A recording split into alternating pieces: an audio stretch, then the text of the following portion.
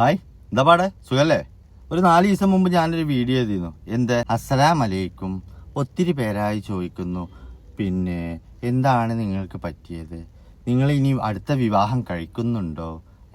ഞാനങ്ങനെ വിവാഹത്തിനെ കുറിച്ച് ചിന്തിച്ചിട്ടില്ല. എനിക്ക് 4 മക്കളാണല്ലോ, അതിലൊരാൾ ജനിക്കണീൻ്റെ മുമ്പ് തന്നെ മരിച്ചല്ലോ. പിന്നെ ഞാൻ ഇക്കായെ ഒരുപാട് വിശ്വസിച്ചിട്ടാണ് ഞാൻ ഇക്കായുടെ കൂടെ വന്നത്. പക്ഷേ എന്ത് ചെയ്യാം, ഇക്ക പോയതല്ല, ഞാൻ അകറ്റിയതാ എന്നൊക്കെ പറഞ്ഞിട്ടൊരു വീഡിയോ ചെയ്തിരുന്നു. അപ്പോൾ ഒരു ഭാര്യയും ഭർത്താവൊക്കെ ബന്ധം വേർപെടുത്തുകയാണ്. ഇനിയിപ്പോൾ ആരാ വിളിക്കുക, ആരാ അവളെ നോക്കാൻ എന്നുള്ളതിലൊക്കെ ഭയങ്കര സങ്കടമായിട്ടൊരു വീഡിയോ കണ്ടിരുന്നു. ഞാൻ ഒന്ന് കാണിച്ചു തരാം, നിങ്ങൾക്ക് ഓർമ്മയാകാം. ഇതൊന്ന് കണ്ടോ. എല്ലാവർക്കും സുഖാണെന്ന് വിശ്വസിച്ചോ? വലിയ കുഴപ്പങ്ങളൊന്നുമില്ല, ഇങ്ങനെ പോണുണ്ട്. പിന്നെ ഇത് നിങ്ങൾ 4 ദിവസം മുമ്പ് കേട്ടതാ, അതാ വീണ്ടും കേൾപ്പിച്ചാന്ന്. അതിൽ എഴുതിക്കണ എന്താ, ഡിവേഴ്സ് എന്നൊക്കെ എഴുതിക്കണം, അതായത് ഒരു പിരിയാണെന്നൊക്കെ പറഞ്ഞിട്ട്. ഇനി ഇന്നത്തെ കഥ എന്താന്ന് കേൾക്കണോ? ഇതാ കണ്ടോ.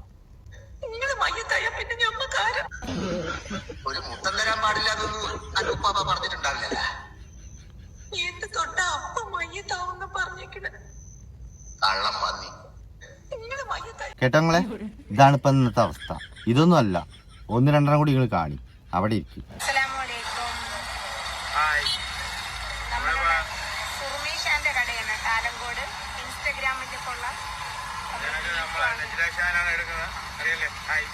പിന്നെന്താ, നിങ്ങൾക്കൊക്കെ അറിയില്ലേ സുർമീസാനെ?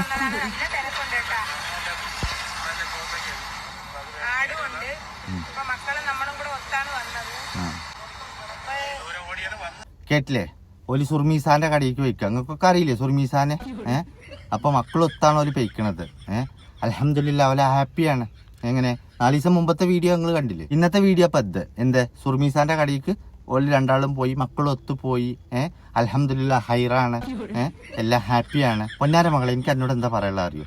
4 ദിവസം മുമ്പാണ് ഇപ്പൊ ഇജ്ജ് പറഞ്ഞത്. എന്ത് പാപ്പാന്ന് വിളിച്ച് കൊതി തീർന്നിട്ടില്ല, അതിനു മുമ്പേ പോയി എന്നൊക്കെ പറഞ്ഞിട്ട് എൻ്റെ ആ കുട്ടികളെയും കൊണ്ടൊന്നും മതിയാവോളം വാപ്പാന്ന് വിളിപ്പിച്ച. ഇനി ഓൻ പോയി കഴിഞ്ഞിട്ടുണ്ടെങ്കിൽ ജി ഡയലോഗ് കൊണ്ട് വരരുത്. ഇതിപ്പോ കുറെ ആയി കേൾക്കണു. എന്ത് ഇവനാണ് തെറ്റിപ്പോവും. ആ അപ്പ ജീവരും ഒരു വീഡിയോ കൊണ്ട് വാപ്പാന്ന് വിളിച്ച് കൊതി തീർന്നിട്ടില്ല, അപ്പോഴത്തേക്കും പോയി. പക്ഷെ ഞാൻ വിശ്വസിക്കുന്നില്ല. പക്ഷെ എന്നെ ചതിച്ചിട്ടില്ല. ഈ ജാതി കഥയും കൊണ്ടൊന്നും പൊന്നാര മകളെ വരരുത്. ഇജ്ജ് എന്താച്ചാന്ന് തീരുമാനമാക്കുന്നത്. ഇത് ഇന്ന് തലാക്ക്, നാളെ നിക്കാഹ്, അനക്ക് തന്നെ പണി. അതൊന്നല്ല കോമഡി. ഇതിൽ വേറൊരു വീഡിയോ കണ്ടിട്ടാണ് ഞാൻ ഇന്റെ കിളിയാകെ പോയത്. എന്താ അറിയോ, ഇവള് ഇപ്പൊ ഈ 4-ാമത്തെ 5-ാമത്തെ ഞാൻ എത്ര പറഞ്ഞാലും ശരി. അപ്പൊ ഞാൻ 4-ാമത്തെ പറഞ്ഞാൽ പറയും 4-ാമത്തെ അല്ല 5-ാമത്തെ. ഇനി അഥവാ ഞാൻ 3-ാമത്തെ പറഞ്ഞാൽ പറയും 3-ാമത്തെ അല്ല 4-ാമത്തെ. ഇനിയിപ്പൊ എത്ര ആയാലും ശരി 4 കൂട്ടുക. ഒരു മനുഷ്യനെ കൊണ്ട് അതിൽ കൂടുതൽ എങ്ങനെ വയ്ക്കുമെന്ന് എനിക്കറിയില്ല. 4-ാമത്തെ കല്യാണമാണ് വെച്ചത്. ഈ 4-ാമത്തെ കല്യാണം എന്ന് പറഞ്ഞാൽ സത്യത്തിൽ അത് കല്യാണമല്ല, ഫുള്ള് തല്ലിയാണ. എങ്ങനെ ഇവളെ ഞാൻ പറഞ്ഞില്ലേ, ഇവളി അവനെയും പാടങ്ങനെ റൂമിൽ വെച്ച് കണ്ട് ആകെ സീനായി. അവസാനം പോലീസ് സ്റ്റേഷനിൽ വരെ എത്തി.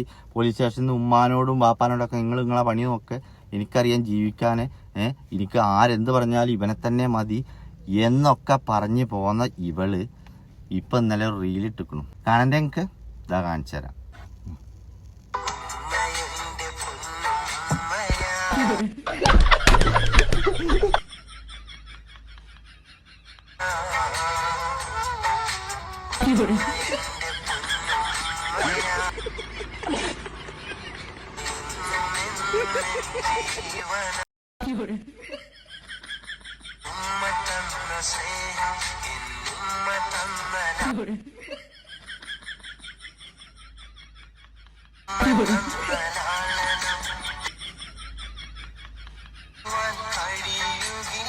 ഒന്നും തോന്നല്ലേ മോളെ, ഈ പാട്ടും എൻ്റെ ഈ റീലും ഉണ്ടല്ലോ, അത് കാണാനല്ല ആമിന സേവറൊന്നും എൻ്റെ ഈ ശരീരത്തിലില്ല.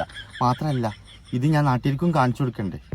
കാരണം എന്താ, ഇജ് കാമുകന് വേണ്ടിയിട്ട് ഇമ്മാനെ ഒഴിവാക്കി, ഇപ്പാനെ ഒഴിവാക്കി, പോലീസ് സ്റ്റേഷനിൽ പോയിട്ട് ഇമ്മാനെയും വേണ്ട, വാപ്പാനെയും വേണ്ട, ബന്ധുക്കാരെയും വേണ്ട, ആരെയും വേണ്ട, എനിക്കെന്റെ ഷാൻ മതി എന്നും പറഞ്ഞിട്ട് ഓന്റെ പിന്നാലെ പോയിട്ട് ഓളിപ്പോ അവിടെ പോയിട്ട് റൂമിന്റെ ഉള്ളിൽ നിന്ന് ഇട്ടിക്കാണ്. എന്ത് ഉമ്മ എന്റെ പൊന്നുമ്മയാ, ഉമ്മ എന്നും എന്നും ആ സ്റ്റേഷനിൽ നിങ്ങൾ ആരിച്ച് വേണ്ട, നിങ്ങളാരും ഇന്റെ കാര്യത്തിൽ ഇടപെടണ്ട എന്നും പറഞ്ഞു ഓന്റെ പിന്നാലെ പോയിട്ട് ആ റൂമിന്റെ ഉള്ളിൽ നിന്നിട്ട് അറിയില്ല. അപ്പത് അലുവി അയിലക്കറി എന്ന് പറഞ്ഞ മാതിരി ഭയങ്കര കോമ്പിനേഷനാണ് ഈ പാട്ടും ഇജും തമ്മിൽ. പിന്നെ രണ്ടാമത് എനിക്ക് ഒരു പിടുത്തം കിട്ടാത്തൊരു കാര്യമുണ്ട്. എന്തറിയോ, ഈ സ്ത്രീ ഗർഭിണിയാണ്.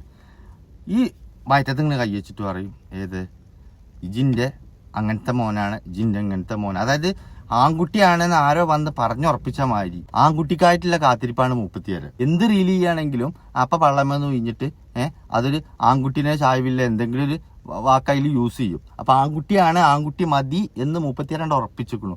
അപ്പൊ ഇനി ഇത് പെൺകുട്ടിയായ എന്താ കാര്യം? അതിന് എനിക്കൊരു പിടുത്തമല്ല. കാരണം എന്താ അറിയോ, ഇത് ആൺകുട്ടിയാണെന്ന് 37 ഉറപ്പിച്ചിട്ടാണ് ഈ നടക്കുന്നത്. അതായത് ഇങ്ങനെ അന്ന് പറഞ്ഞില്ലേ, ഏത് ഞങ്ങളന്ന് ഇങ്ങനെ വിശേഷം ഉണ്ടായി. അപ്പം ഞങ്ങൾ മറ്റേ ആദ്യം ഡോക്ടറെ അടുത്ത് പോയി, പിന്നെ പള്ളിയിൽ പോയി, അവിടുന്ന് മറ്റേ ഷാന് വന്നു ബാറിന്ന് കുടിച്ചു, കാറ്റ് വീശുമ്പോൾ മരങ്ങളാടി എന്നൊക്കെ പറഞ്ഞിട്ട്. നമ്മളൊക്കെ നാട്ടിൽ നമ്മൾ മരം കുലിക്കലാണല്ലോ. ഓരോ നാട്ടിൽ കാറ്റ് വീശിയപ്പോൾ ആടി എന്നൊക്കെ പറയുന്ന കേട്ടാൽ അതെന്തെങ്കിലും ആട്ടെ, അതല്ല ഇപ്പോൾ ഇവിടുത്തെ വിഷയം. ഞങ്ങൾക്ക് ഒരു റീല് കാണിച്ചു തരാം. അപ്പം എനിക്ക് ഏറെക്കുറെ പിടുത്തം കിട്ടും.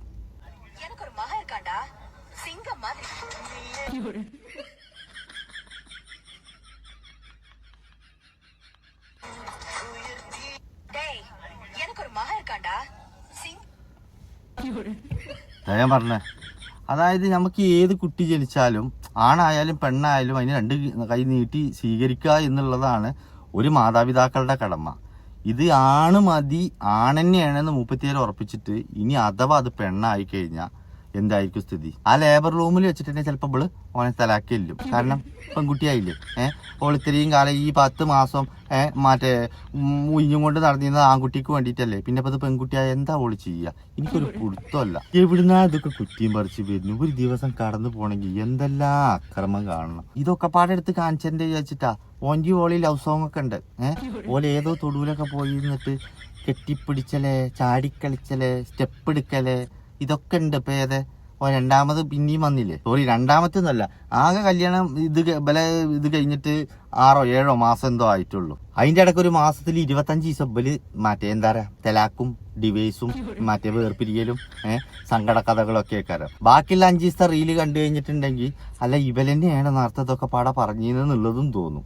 ഇവനാണ് തെറ്റിപ്പോയ അപ്പോൾ ഒരു വീഡിയോ ഇടും. എന്നിട്ട് ഓന്റെ തെറ്റൊക്കെ കഴിഞ്ഞ് തിരിച്ചു വന്നു കഴിഞ്ഞിട്ടുണ്ടെങ്കിൽ പിന്നെ എന്റെ പണി എന്താ അറിയോ, ഇവൽ രണ്ടാളും ഇരിക്കും. രണ്ടാളും പാടൊരു വീഡിയോ കമന്റ് അടിച്ചോൽക്കെതിരെ.